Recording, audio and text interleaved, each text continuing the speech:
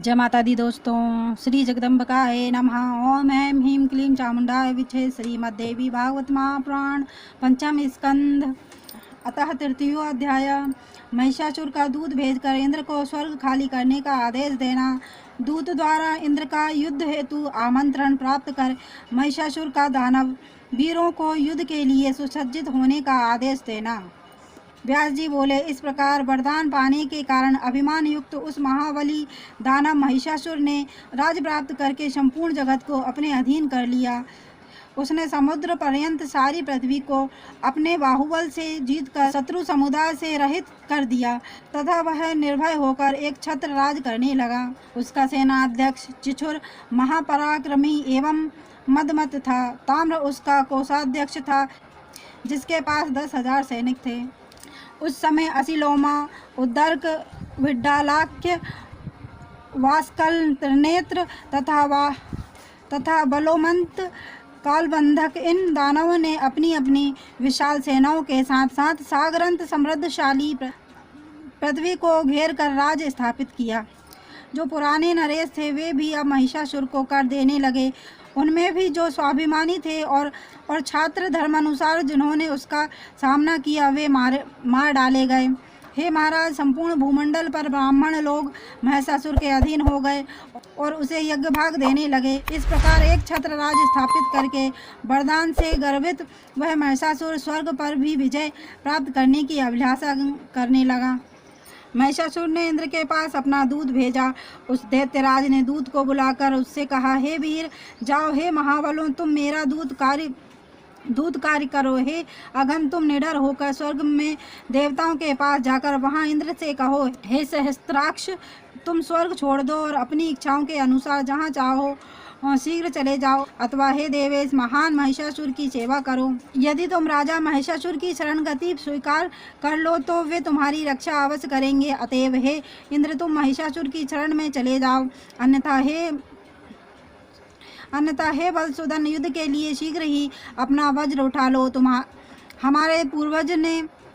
हमारे पूर्वजों ने तुम्हें पराजित किया है, अतएव हम तुम्हारा पुरुषार्थ जानते हैं। अहल्या के साथ अनाचार करने वाले तथा देव समुदाय के अधिपति है इंद्र, मैं तुम्हारे बल से भली भांति परिचित हूँ। तुम मेरे साथ युद्ध करो अथवा जहाँ तुम्हारा मन करे वहाँ चले जाओ। व्यास जी बोले, हे निपश्रेष्ठ, दूत का वचन सुनकर इंद्र कुपित हो उठे। फिर भी उन्होंने मुस्कुराकर दूत से कहा, हे मंद बुद्धि, मैं यह नहीं जान पा रहा हूँ कि तुम अभिमान के मद में इतना चूर क्यों हो गए हो। मैं तुम्हारे स्वामी महिषासुर के अभिमान रूपी इस रोग की चिकित्सा अवश्य करूँगा। इसके बाद मैं इस रोग को जड़ से नष्ट कर दूंगा। हे दूत, अब तुम जाओ और उस महिषासुर से मेरी कही गई बात बता दो। शिष्ट जनों को चाहिए कि दूतों का वध न करें, अतः मैं तुम्हें छोड़ दे रहा हूँ। वहाँ जाकर मेरी तरफ से उससे कह देना, हे महिषपुत्र, यदि तुम्हारी युद्ध करने की इच्छा हो तो शीघ्र आ जाओ। हे महिषासुर, तुम तो घास खाने वाले जड़ प्रकृति के जीव हो, अतः मुझे तुम्हारा बल ज्ञात है। मैं तुम्हारी सींगों से एक सुदृढ़ धनुष बनाऊंगा। तुम्हारे अभिमान का कारण मुझे विदित है।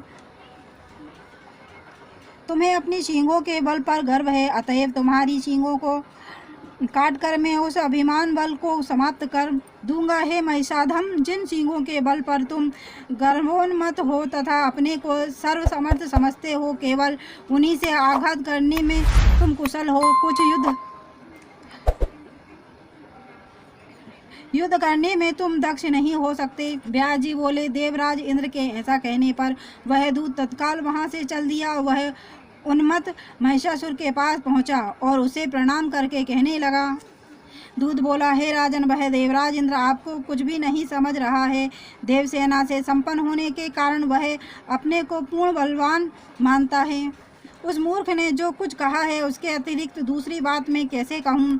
सेवक को अपने स्वामी के समक्ष सत्य तथा प्रिय वाणी बोलनी चाहिए। कल्याण की इच्छा रखने वाले सेवक को अपने स्वामी के आगे सदा सत्य तथा प्रिय वचन बोलना चाहिए। हे महाराज, यही नीति संसार में दास से कल्याणप्रद होती आई है। किंतु यदि केवल प्रिय लगने वाली बात ही कहूँ तो इससे आपका कार्य सिद्ध नहीं होगा। साथ ही आपका कल्याण चाहने वाले सेवक को अपने स्वामी से कठोर बात कभी नहीं कहनी चाहिए। हे नाथ, शत्रु के मुख से जिस तरह की विषय तुल्य बातें निकलती है, उस तरह की बातें सेवक के मुख से कैसे निकल सकती है। हे पृथ्वीपते, इंद्र ने जिस प्रकार के वाक्य बोले हैं, उन्हें कह सकने में मेरी जिह्वा कभी भी समर्थ नहीं है। व्यास जी बोले, उस दूत का रहस्यपूर्ण वचन सुनकर घास खाने वाले महिषासुर का मन पूर्ण रूप से क्रोध से वशीभूत हो गया। सभी दैत्यों को बुलाकर क्रोध के मारे लाल आंखों वाला महिषासुर अपनी पूंछ पीठ पर रख करके मूत्र त्याग करते हुए उनसे कहने लगा, हे दैत्य, वह इंद्र निश्चय ही युद्ध करना चाहता है, अतः तुम लोग सेना संगठित करो, हमें उस देवाधम को जीतना है। मेरे सम्मुख भला कौन पराक्रमी बन सकता है? यदि उस इंद्र के समान करोड़ों लोग मेरे सामने आ जाए तो भी मैं नहीं डरूंगा, तब उस अकेले इंद्र से कैसे डर सकता हूँ? उसको तो मैं अब निश्चित रूप से मार डालूंगा। वह इंद्र शांत स्वभाव वाले लोगों पर अपने पराक्रम का प्रदर्शन तथा तपस्वियों पर अपने बल का प्रयोग करता है। वह मायावी, व्यभिचारी तथा दूसरों की स्त्री कारण करने वाला है। वह दुष्ट अपनी अप्सराओं के बलबूते दूसरों की तपस्या में विघ्न डालता है। शत्रु की कमजोरी देखकर अवसरवादिता का लाभ उठाकर उस पर प्रहार करता है। वह सदा से पाप कृत्यों में रत रहने वाला तथा घोर विश्वासघात करने वाला है। भय के मारे उस छली इंद्र ने पहले विश्वास प्रदर्शन के लिए अनेक प्रकार की शपथ खाकर नमुची नामक दैत्यों से संधि स्थापित की, किंतु बाद में उस दुष्टात्मा ने छल पूर्वक नमुची को मार डाला। विष्णु तो कपट का आश्चर्य, मायावी, झूठी प्रतिज्ञा करने में बड़ा ही कुशल, बहुरूढ़ी प्रिया, सैन्य बल का संचय करने वाला तथा महान पाखंडी है। उसी ने शुकर का रूप धारण कर हिरण्याक्ष का वध कर डाला और नरसिंह का रूप धारण कर हिरण्याकश्यप का संहार किया। अतएव हे धनु के वंशजों में उसका वशीवर्ती कभी भी नहीं होऊंगा और देवताओं का कदापि विश्वास नहीं करूंगा। विष्णु तथा इंद्र ये दोनों मेरा क्या कर लेंगे? यहाँ तक कि उनसे भी अधिक शक्तिशाली रुद्र भी युद्ध भूमि में मेरा प्रतिकार कर पाने में समर्थ नहीं है। इंद्र, वरुण, यम, कुबेर, अग्नि, चंद्रमा तथा सूर्य को भी जीत कर मैं स्वर्ग पर अधिकार कर लूँगा। अब हम लोग यज्ञ का भाग प्राप्त करेंगे तथा सोमरस का पान करने वाले होंगे। मैं देव समुदाय को जीत कर दानव के साथ विहार करूँगा। हे दानव, वरदान के कारण मुझे देवताओं का भय नहीं है। पुरुष से मेरी मृत्यु हो ही नहीं सकती, तब भला स्त्री मेरा क्या कर लेगी? हे गुप्तचरों, पाताल में तथा पर्वतों पर रहने वाले बड़े बड़े दानव वीरों को तत्काल यहाँ बुलाकर उन्हें मेरी सेनाओं का अध्यक्ष बना दो। हे दानवों, मैं तो अकेला ही समस्त देवताओं को जीतने में समर्थ हूँ, फिर भी शोभा बढ़ाने की दृष्टि से आप सबको भी बुलाकर देवताओं के साथ होने वाले संग्राम में ले चलूँगा। मैं अपनी सींगों तथा खुरों से देवताओं को निश्चित रूप से मार डालूँगा। वरदान के प्रभाव से मुझे देवताओं से भय नहीं है। देवता, दानव तथा मनुष्य सभी से मैं आबद्ध हूँ। अतः आप सब देवलोक पर विजय प्राप्त करने के लिए अब तैयार हो जाएं। हे दैत्यों, देवलोक को जीतकर मैं नंदन वन में विहार करूँगा। मंदार पुष्प की माला धारण करके आप लोग देवांगनाओं के साथ रहेंगे। कामधेनु के दुग्ध का सेवन करेंगे, प्रसन्नतापूर्वक अमृत पान करेंगे और देवताओं साथ गंधर्वों के गीतों तथा मनमोहक हाव भाव युक्त नृत्यों का आनंद लेंगे। उर्वशी, मेनका, रंभा, घृताची,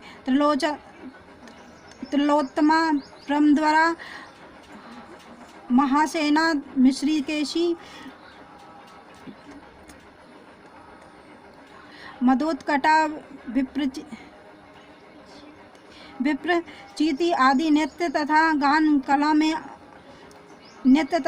कला में अति निपुण अप्सराएं विविध प्रकार के मद पिलाकर आप सभी का मनोरंजन करेंगी। देवताओं के साथ युद्ध करने के लिए देवलोक के लिए प्रस्थान करना। यदि आप लोगों को उचित लगे तो आप सब उत्तम मंगलाचार संपन्न करके आज ही चलने के लिए तैयार हो जाइए। समस्त दानवों की रक्षा के लिए मुनि श्रेष्ठ शुक्राचार्य को बुलाकर उनका पूजन करके उन पर गुरु को यज्ञ कराने में नियुक्त कीजिए। व्यास जी बोले, हे राजन, इस प्रकार दानव वीरों को आदेश देकर वह पाप बुद्धि महिषासुर प्रसन्नता के साथ शीघ्र ही अपने भवन को चला गया।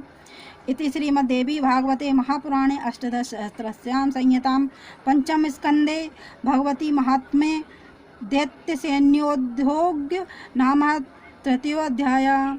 और देवी भागवत की महिमा सुनना अगर आपको पसंद है तो चैनल को लाइक एंड सब्सक्राइब करें। धन्यवाद।